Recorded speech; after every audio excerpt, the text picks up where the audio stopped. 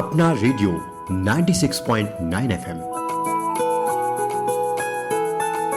अपना, बस अपना।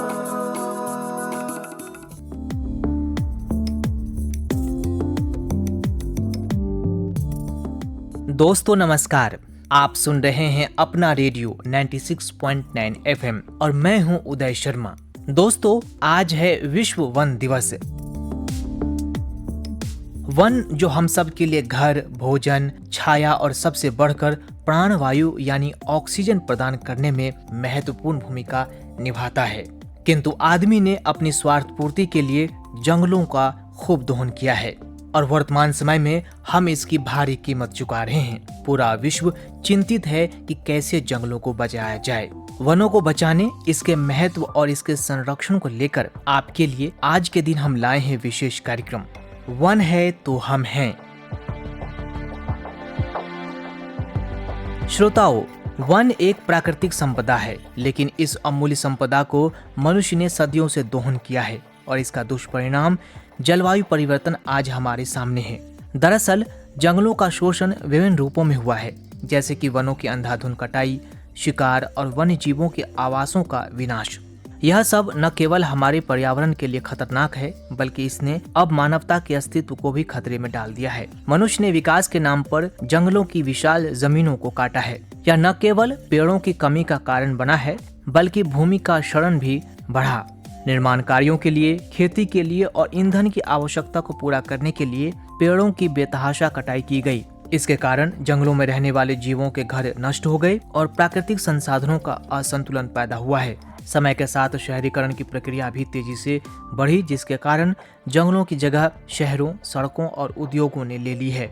जंगलों का उपयोग कृषि भूमि बनाने, खनिजों और पेट्रोलियम के खनन के लिए किया गया है और इससे न केवल जंगलों की भूमि कम हुई है, बल्कि यह पर्यावरणीय संकटों का कारण भी बना है। जंगलों को नुकसान से कार्बन डाइऑक्साइड का स्तर बढ़ा है, जो जलवायु परिवर्तन को और भी तेज करता है। पेड़ों का प्रमुख कार्य कार्बन को अवशोषित करना है और ऑक्सीजन छोड़ना है, लेकिन पेड़ों के नष्ट होने से यह प्रक्रिया बाधित हो गई है। इसके फलस्वरूप पृथ्वी पर गर्मी का स्तर बढ़ने लगा है और इससे कई प्राकृतिक आपदाओं की संभावनाएं भी काफी बढ़ चुकी हैं। तो दोस्तों, कुल मिलाकर कहें तो मनुष्य का जंगलों का अत्यधिक दोहन पर्यावरण और मानवता के लिए हानिकारक साबित हुआ है। यह न केवल पारिस्थितिकी तंत्र के असंतुलन का कारण बना है, बल्कि आने वाली पीढ़ियों के लिए भी गंभीर संकट पैदा कर रहा है। और इन्हीं संकटों से बचने के लिए संयुक्त राष्ट्र महासभा ने साल 2012 में 21 मार्च को अंतर्राष्ट्रीय वन दिवस घोषित किया। तो आज दोस्तों 21 मार्च है, यानी अंतर्राष्ट्रीय वन दिवस, जिसे विश्व वानिकी दिवस के नाम से भी जाना जाता है, वर्ल्ड फॉरेस्ट्री डे। दोस्तों, यह दिवस सभी प्रकार के वनों के महत्व का जश्न मनाता है और उसके बारे में जागरूकता बढ़ाता है। प्रत्येक अंतर्राष्ट्रीय वन दिवस पर विभिन्न देशों को वनों और पेड़ों से जुड़ी गतिविधियों जैसे वृक्षरोपण अभियान, जागरूकता अभियान को व्यवस्थित करने के लिए स्थानीय, राष्ट्रीय और अंतर्राष्ट्रीय प्रयास करने के लिए प्रोत्साहित किया जाता है। प्रत्येक अंतर्राष्ट्रीय वन दिवस के लिए हर वर्ष थीम की भी घोषणा की जाती है। और दोस्तों, आपको बता दें कि इस वर्ष यानी अंतर्राष्ट्रीय वन दिवस 2025 की थीम है वन और खाद्य पदार्थ। यानी खाद्य पदार्थ जो हम सब के लिए बहुत जरूरी है, ये खाद्य पदार्थ दरअसल वन से ही प्राप्त होते हैं। तो दोस्तों, इस वर्ष यानी आज के दिन अंतर्राष्ट्रीय वन दिवस पर हम सभी मना रहे हैं खाद्य सुरक्षा, पोषण और आजीविका में वनों की महत्वपूर्ण भूमिका का जश्न। भोजन, ईंधन, आय और रोजगार प्रदान करने के अलावा वन मिट्टी की उर्वरता का समर्थन करते हैं, जल संसाधनों की रक्षा करते हैं और महत्वपूर्ण परागकणों सहित जैव विविधता के लिए आवास प्रदान करते हैं। वन वैश्विक खाद्य सुरक्षा और पोषण के स्तंभ हैं, जो लाखों परिवारों की आजीविका है।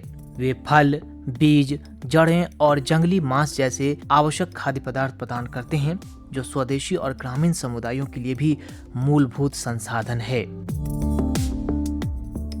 श्रोताओ, आपको बता दें कि साल 1971 में यूरोपीय कृषि परिसंघ की 23वीं आम सभा में विश्व वानिकी दिवस की स्थापना की गई थी। संयुक्त राष्ट्र खाद्य एवं कृषि संगठन ने हर साल 21 मार्च को इसे मनाने का फैसला किया। यह आयोजन पेड़ों के महत्व के बारे में लोगों में जागरूकता पैदा करने के लिए किया गया था। साल 2012 में 28 नवंबर को पहली बार अंतर्राष्ट्रीय वन दिवस की स्थापना की गई थी और इसे 21 मार्च को मनाने का निर्णय लिया गया था। बाद में संयुक्त राष्ट्र महासभा ने 2 अंतर्राष्ट्रीय स्मरण उत्सव यानी विश्व वानिकी दिवस और अंतर्राष्ट्रीय वन दिवस को एक कर दिया और हर साल 21 मार्च को मनाने का फैसला लिया। वन, पेड़ और पौधों के मूल्यों को समझना आवश्यक है क्योंकि वे कच्चे माल, स्थानीय रोजगार प्रदान करके आय का स्रोत बनते हैं। तो दोस्तों, आज हम सभी वन महोत्सव मना रहे हैं, तो क्यों ना आज के इस शुभ अवसर पर विभिन्न प्रकार के वनों के बारे में जानें। दोस्तों, वनों को उनके प्रकार और उनके पर्यावरणीय गुणों के आधार पर विभिन्न श्रेणियों में बांटा गया है। भारत में विभिन्न प्रकार के वन पाए जाते हैं, जिनमें से प्रमुख है आर्द्र उष्णकटिबंधीय वन, शुष्क उष्णकटिबंधीय वन, पर्वतीय उपोष्णकटिबंधीय वन, पर्वतीय शीतोष्ण वन और अल्पाइन वन। उष्णकटिबंधीय वर्षा वन की बात करें तो यह वन क्षेत्र 10 डिग्री अक्षांश से 20 डिग्री अक्षांश के बीच होते हैं। यहाँ साल भर वर्षा होती है और तापमान उच्च रहता है। इन वनों में विविधता बहुत अधिक होती है और इसकी वनस्पति में ऊंचे पेड़ जैसे सागवान, साल और महोगनी प्रमुख होते हैं। उष्णकटिबंधीय वर्षा वन यानी ट्रॉपिकल रेन फॉरेस्ट।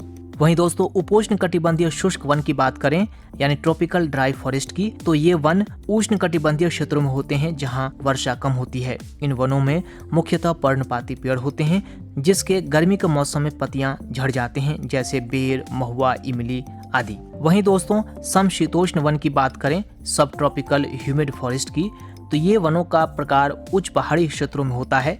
इन वनों में नमी अधिक होती है और तापमान मध्यम रहता है। इस वन में चीड़, देवदार, सनोबर जैसे और कुछ अन्य समशीतोष्ण प्रजातियां होती हैं। वहीं दोस्तों, समशीतोष्ण वन यानी टेम्परेट फॉरेस्ट की बात करें तो यह वन क्षेत्र 30 डिग्री से 50 डिग्री अक्षांश के बीच स्थित होते हैं। यहाँ ठंडे और गर्म मौसम का संतुलन होता है और इन वनों में मुख्यतः ओक, बीच और पाइन जैसे पेड़ पाए जाते हैं। दोस्तों, हिमालय शीतोष्ण वन की बात करें यानी हिमालयन टेम्परेट फॉरेस्ट की, तो यह वन भारत के हिमालयी क्षेत्रों में पाए जाते हैं। इन क्षेत्रों में शीतल और ऊंचे पहाड़ी इलाके होते हैं।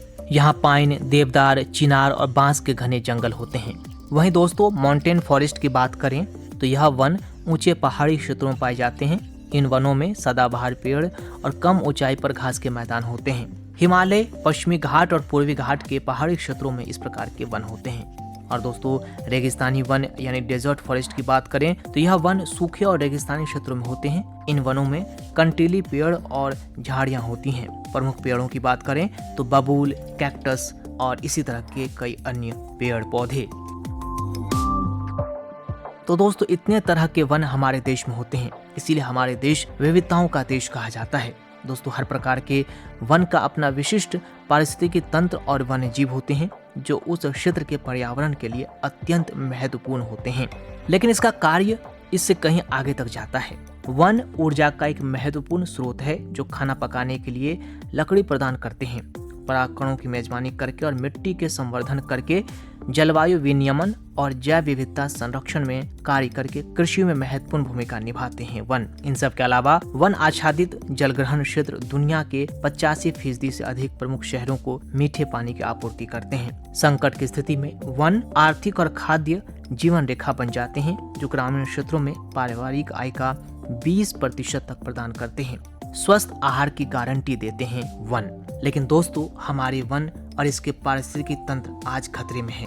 क्यों खतरे में है ये भी आप समझ ही चुके हैं। वन अगर आज खतरे में है तो इसमें हम सबकी गलती है। मानव ने वनों का खूब दोहन किया है। लेकिन दोस्तों, अगर हम चाहते हैं कि पर्यावरण स्वस्थ रहे और वनों की संख्या में कमी न आए तो हमें आवश्यक कदम उठाने ही चाहिए। विश्व के सभी नागरिकों को इस दिशा में कार्य करना चाहिए और पेड़ बचाने को लेकर एक वैश्विक मुहिम चलानी चाहिए। दोस्तों, आइए आपको हम बताते हैं कि पेड़ों को बचाने को लेकर हम क्या कर सकते हैं और कौन कौन से कदम उठा सकते हैं जो हमारे वनों को बचाने में सहायक होंगे। तो दोस्तों, आइए आपको सुनवाते हैं कुछ लोगों के विचार। आपका नाम क्या है? प्रतीक सर। तो प्रतीक, आज के दिन को आप किस तरह से सेलिब्रेट कर रहे हैं? सर, जैसे संतों ने कहा है कि वृक्षवल्ली अमा सोयरे वनचरे सुस्वरे आवोइति, अर्थात जो वृक्ष है, जो वन है, वो हमारा परिवार का हिस्सा है जो हमको परिवार से साथ बढ़ाता है, चलाता है और मरने के बाद भी काम आता है। तो वृक्ष हमारे जीवन का एक, इसके बिना हमारी कल्पना नहीं हो सकती जीवन की। तो ये तो हम सभी जानते हैं, पूरे विश्व के लोग जानते हैं कि जो वृक्षों के महत्व है उसको कोई नकार नहीं सकता है। लेकिन समय के साथ साथ हमने ये भी देखा कि किस तरह से वृक्षों को काटा गया है, चाहे वो खुद मानव ने अपने इस्तेमाल के लिए अंधाधुंध कटाई हुई है। तो ऐसे में अब कई सारे दुष्परिणाम भी सामने आ रहे हैं। क्लाइमेट चेंज खासतौर पर पूरे विश्व में एक चिंता की बात हो रही है, इस पर चर्चाएं हो रही हैं। तो ऐसे में अब किस तरह से हम सबको अपने वनों को बचाने की आवश्यकता है? जी हाँ सर, डिफॉरेस्टेशन के कारण बहुत सारी समस्याएं को देखने मिलती हैं, जिसमें पोल्यूशन, क्लाइमेट चेंज से लेके दैनंदिन जीवन में भी परेशानी होती है। लेकिन इसको बचाने के लिए एफॉरेस्टेशन से हो गया या रिफॉरेस्टेशन हो गया, रीयूज रिसाइकिल त्रिसूची होगी, या प्रधान जी के एक पेड़ माँ के नाम जैसे प्रोग्राम्स हो गए, कैंपेन्स हो गए, ऐसे नए नए बुनियादी प्रयोगों से हम फिर से वृक्षों को पुनर्स्थापित कर सकते हैं सर, क्योंकि वो अनिवार्य है कि जीवन में जीने के लिए वृक्षों का महत्व संपादन किया जाए। तो जिस तरह से आपने जिक्र किया कि हमारे देश के आदरणीय प्रधानमंत्री श्री नरेंद्र मोदी जी ने जो एक पेड़ माँ के नाम मुहिम चलाई है, उससे निस्संदेह जो देश में सभी लोगों को एक नई ऊर्जा मिली है और हर काम में हम देखते हैं कि कहीं ना कहीं पेड़ पौधों को अपने केंद्र में रखते हैं। तो क्या आप भी कुछ ऐसे मौके पे पेड़ों को दान करना या कह लीजिए कि जो गिफ्ट के तौर पर एक प्रचलन हुई है देने की, क्या इसमें आप भाग लेते हैं? हाँ जी सर, हमारे एक NGO है क्राई फाउंडेशन का हम काम करते हैं। उसमें कोई भी बच्चे का बर्थडे होता है तो उसमें जरूर ट्राई करते हैं कि एक पेड़ जरूर लगाया जाए। मैं समझता हूँ कि सर ये केवल प्रोग्राम कैंपेनिंग तक ना सीमित रहे, ये हमारे साथ साथ कैसे पेड़ बड़े हो रहे हैं, उनके साथ फल फ्रूट हमारे बच्चों कैसे काम आएंगे, तो उनका लगाने से लेके उनके बड़े होने तक साथ में उनका देखभाल भी किया जाए, ऐसा इनिशिएटिव भी साथ में होना चाहिए सर। जी, तो आज के दिन आप बच्चों से, खासतौर पर युवाओं से आप क्या कहना चाहिए? सर मैं समझता हूँ there is enough for need, not enough for greed, जो महात्मा गांधी ने कहा है, उस विचारों को लेके चलने की जरूरत है। वृक्षों का महत्व को अपने जीवन में अंगीकारित करने की जरूरत है, वृक्षों को साथ लेके अपने सखा बनाने की जरूरत है। हमारे दुखों को, सुखों को, जीवन से मृत्यु तक, सारे पहलुओं तक, from cradle to the grave, वृक्षों का महत्व इतना इंपॉर्टेंट है, उतना ही इम्पोर्टेंट बच्चों को प्रेरित करने की जरूरत है। जी, बहुत बहुत धन्यवाद आपका। Thank you sir. आपका नाम क्या है? मेरा नाम सत्यम है। सत्यम जी, जैसा कि हम सभी जानते हैं, खासतौर पर अपनी संस्कृति की बात करें, भारतीय संस्कृति की बात करें, तो यहाँ पे जो आज भी गांव घर में हमारे जो भारत के गांव हैं, वहाँ पे बच्चों का पालन पोषण वृक्षों के इर्द गिर्द ही होता है, पेड़ पौधों के आसपास ही होता है। इस समय जो एक मुहिम चली है एक पेड़ माँ के नाम, तो उस दिशा में क्या आप समझते हैं कि जो हमारे बच्चे हैं और ख़ासतौर पर युवा हैं, उन लोगों के बीच में जो पेड़ों को लेकर के एक उत्साह बढ़ी है और पेड़ पौधों को संरक्षण को लेकर संकल्पबद्ध हुए हैं, तो ऐसे में आप भारत को किस दिशा में देखते हैं? देखिए, सबसे पहली तो बात है कि लोगों का पेड़ पौधे से जुड़ा रहना बहुत पहले से ये चीज़ चली आ रही है। हमें याद है जब हम बच्चे हुआ करते थे तो पेड़ पे चढ़ना, पेड़ के इर्द गिर्द रहना, जैसा आपने बताया, ये एक जीवन का एक अद्वितीय अंग हुआ करता था। हम अपने पुराने समय की संकल्पना भी नहीं कर सकते हैं पेड़ों के बिना। और जैसा कि अभी मुहिम चली है एक पेड़ माँ के नाम, मैं समझता हूँ ये मानव समाज, मानव संस्कृति फिर से अपने उन पृष्ठभूमि पे वापस लौट रही है जहाँ पे वो इस बात को समझ रही है, इस बात की अवधारणा कर रही है कि पेड़, वातावरण, एक शुद्ध हवा में सांस लेना व्यक्ति के जीवन के लिए कितना महत्वपूर्ण है। मुझे लगता है युवाओं का इसके लिए जागृत होना देश के लिए एक बहुत सकारात्मक विषय की बात है और लोगों को इस विषय में और ज़्यादा रुचि लेनी चाहिए। मैं तो कहता हूँ कि पाठ्यक्रम में ये एक अनिवार्य विषय वस्तु का भी भाग होना चाहिए। जैसा कि हम जनसंचार संस्थान में हैं तो ये हमारा कर्तव्य भी बनता है कि हम लोगों को इस बात के लिए जागरूक करें कि एक स्वच्छ वातावरण आपके जीवन में कितना महत्वपूर्ण है। जी, हम अगर आपसे पूछें कि इस दिन को आप कैसे सेलिब्रेट करते हैं? जी, मैं दराज ग्रुप वाराणसी एक संस्थान है हमारी, वहाँ से मैं जुड़ा हूँ और वहाँ पे हर वर्ष अगर जैसे क्लाइमेट डे होता है या ऐसे फॉरेस्ट डे, तो हम बहुत सारे वृक्षारोपण करते हैं। वहाँ पे हमारे ओनर हैं शुक्ला जी, वो वृक्षारोपण किया करते हैं और उसी प्रकार से अब चूँकि मैं इस साल तो मैं दिल्ली आ गया हूँ तो इस साल तो मैं यहाँ पे नहीं कर पा रहा, लेकिन हमारे यहाँ हर वर्ष वृक्षारोपण किया जाता है। जी, तो जिस तरह से इस बार जो है थीम है वन और खाद्य पदार्थ, तो ऐसे में पूरी दुनिया में देखते हैं कि खाद्य पदार्थ की जो कमी है और कहीं न कहीं ये इसी वजह से हुई है कि हमने जो है वृक्षों को या जंगलों को खात्मा किया है। तो ऐसे में किस तरह से देखते हैं कि जो खाद्य पदार्थों की पूर्ति है उसमें वृक्षों को अगर हम पुनर्जीवन देते हैं तो किस तरह से पूर्ति हो पाएगी? बिल्कुल, मुझे लगता है कि खाद्य पदार्थ और वन का एक अटूट रिश्ता है। हम बचपन में अपनी विज्ञान की पुस्तकों में भी ये बात पढ़ा करते थे कि जो वृक्ष होते हैं वो मृदा के लिए बहुत अच्छे होते हैं, मिट्टी के लिए बहुत अच्छे होते हैं। और पहले तो जैसा कि मैंने बताया कि लोग पेड़ पर चढ़ जाया करते थे, वहीं से फ्रूट्स वगैरह खाया करते थे। और जब हमारे पिताजी लोग अपने समय की बात बताते हैं तो वो इस बात का वर्णन करते हैं और सुनने में बड़ा ही रोमांचक भी लगता है। और वन और खाद्य पदार्थ ना सिर्फ वन पे उगने वाले फ्रूट्स को आप कह सकते हैं कि वो एक खाद्य पदार्थ का हिस्सा, बल्कि इन जनरल जैसे सॉइल हेल्थ के लिए जितना अच्छा होता है पेड़, मुझे लगता है अगर सॉइल अच्छी रहेगी तभी हमारा जीवन, हमारा सेहत और अच्छा रहेगा। लोग आधुनिकीकरण के चक्कर में इससे दूर भागते जा रहे हैं, अपने जो पारंपरिक मिट्टी का, मृदा की जो सेहत है उसका ध्यान नहीं रख रहे हैं। मुझे लगता है अगर एफॉरेस्टेशन के प्रति लोगों की जागरूकता बढ़ेगी तो कहीं ना कहीं हमारी खाद्य पदार्थ और खाद्य सामग्री की भी जो क्वालिटी है वो और बेटर होगी। धन्यवाद। आपका नाम क्या है? दीपक शर्मा। दीपक जी, आप ये बताइए कि आज के दिन को आप कैसे सेलिब्रेट कर रहे हैं? काफ़ी अच्छा लगता है जब हम वनों के बारे में बात करते हैं, क्योंकि जीवन से मरण तक पेड़ों का बहुत योगदान रहता है। इसी के साथ रश्मि जैन का एक गाना है, काफ़ी प्रसिद्ध गाना है वो, जीते भी लकड़ी मरते भी लकड़ी, देख तमाशा लकड़ी का। तो काफ़ी प्यारा ये गाना है और मैं आज यहाँ पे इसको समझता हूँ, इस गाने के महत्व को। जी, तो महत्व को तो पूरी दुनिया समझती है, लेकिन कहीं ना कहीं फिर भी हम सब ने इस महत्व को दरकिनार करके जो पूरी दुनिया में जंगलों को सफाई किया गया है, जंगल कम हुए हैं, वन कम हुए हैं, तो इस तरह से आज देखते हैं कि बहुत सारे दिक्कतें, समस्याएं भी पर्यावरण की नज़र से सामने आई है। तो अब भी जो लोगों में जागरूकता बढ़ी है और वनों को पुनः से बचाने की कोशिश हो रही है, तो उसमें युवाओं का क्या योगदान हो सकता है? हमारे इतिहास में भी हम देख सकते हैं किस प्रकार लोगों ने पेड़ों के लिए अपनी जानें गंवा दी।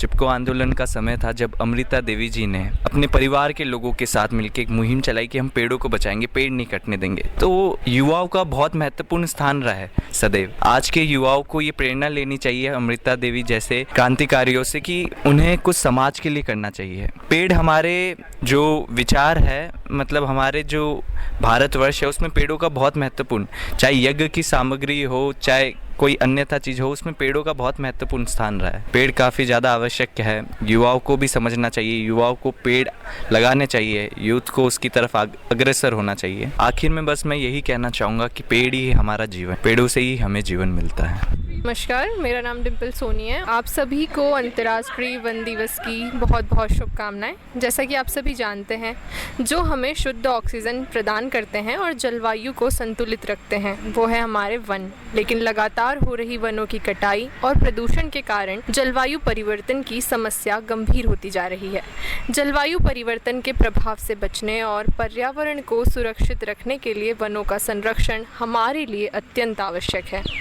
वनों का संरक्षण केवल पर्यावरण ही नहीं बल्कि मानव अस्तित्व के लिए भी अनिवार्य है। तो आज के दिन हम सभी को साथ मिलकर ये संकल्प लेना चाहिए कि एक पौधा लगाएं और हमारी धरती को बचाएं। नमस्कार, मैं सुमित जैन हूँ।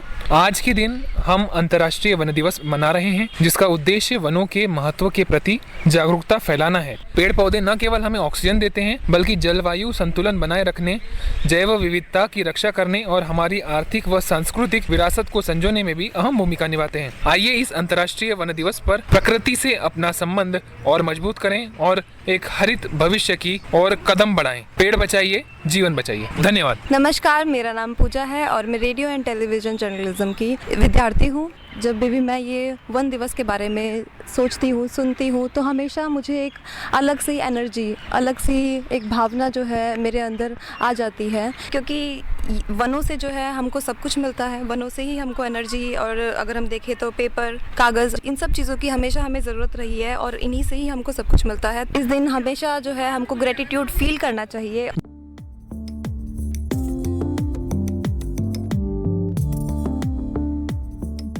जी हाँ श्रोताओं, ये बिल्कुल सही बात है कि वनों की कटाई के कारण हम हर साल 10 मिलियन हेक्टेयर भूमि खो रहे हैं और लगभग 70 मिलियन हेक्टेयर भूमि आग से प्रभावित होती है और इसके कई दुष्परिणाम भी हमारे सामने हैं।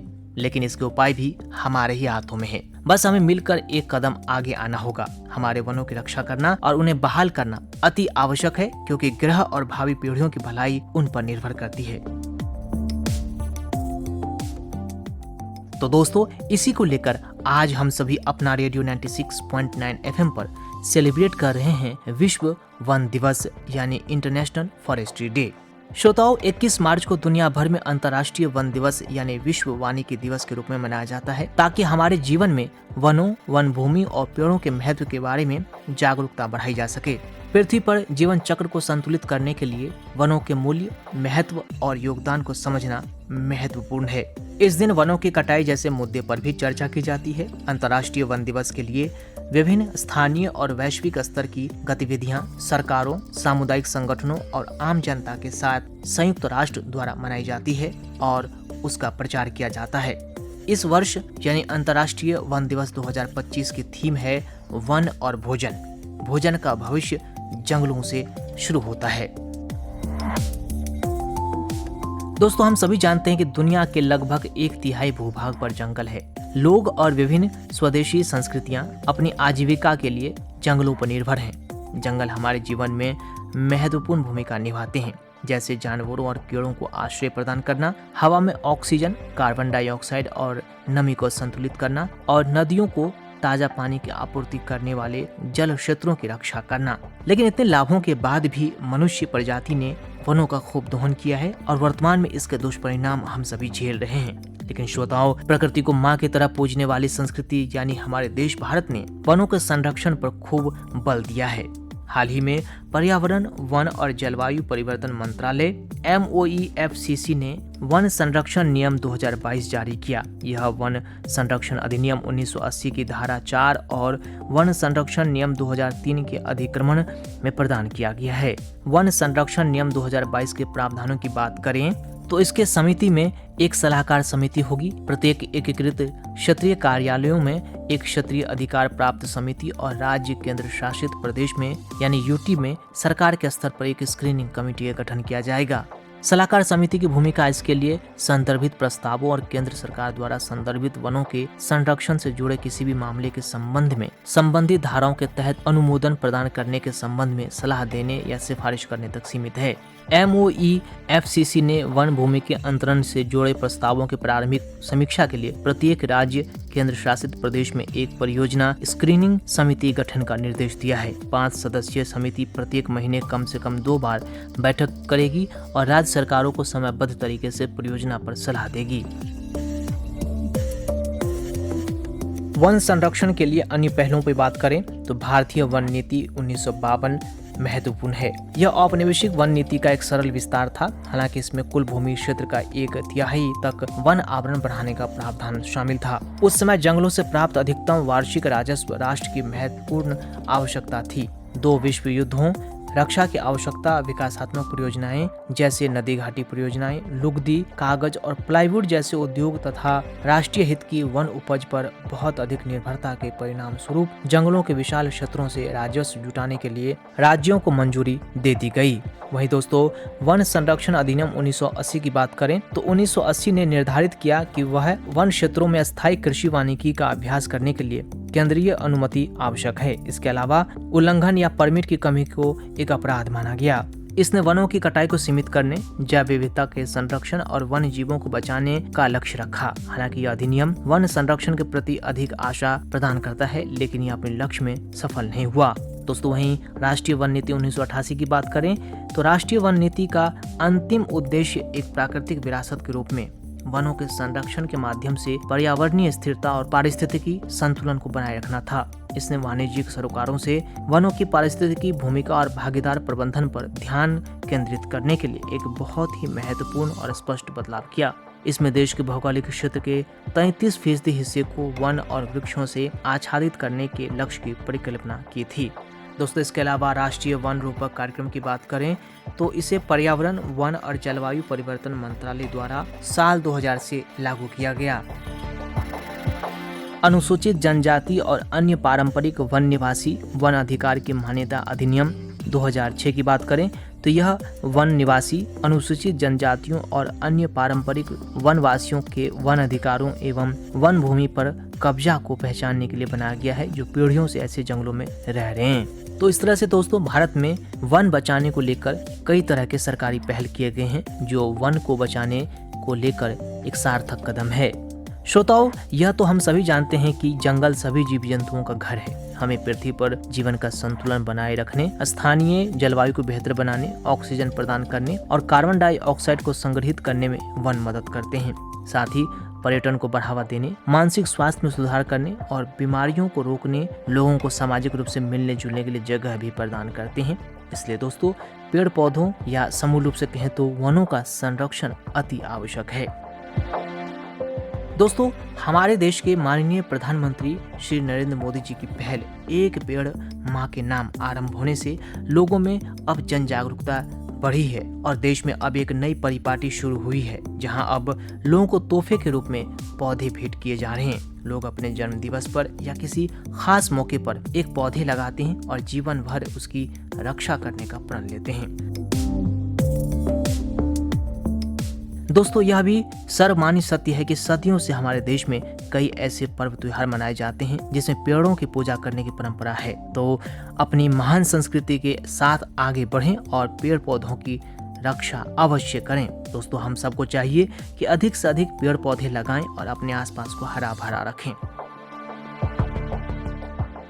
तो आज के इस खास कार्यक्रम यानी वन है तो हम है में हम आपसे यही कहना चाहेंगे कि किसी भी कीमत पर जंगलों का विनाश ना करें, क्योंकि दोस्तों हमेशा याद रखें, वन हम सब की जीवन रेखा है। वन है तो हम हैं। तो दोस्तों, इसी के साथ अब इस विशेष कार्यक्रम को करते हैं संपन्न। मुझे यानी अपने रेडियो साथी उदय शर्मा को दीजिए अनुमति। नमस्कार, सुनते रहिए अपना रेडियो 96.9 FM।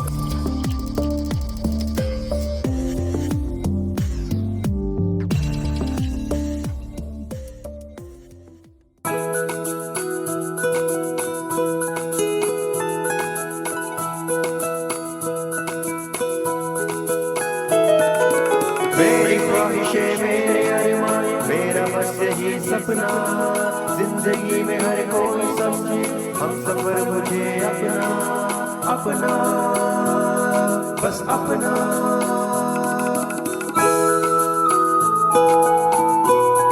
अपना रेडियो 96.9 FM। अपना, बस अपना।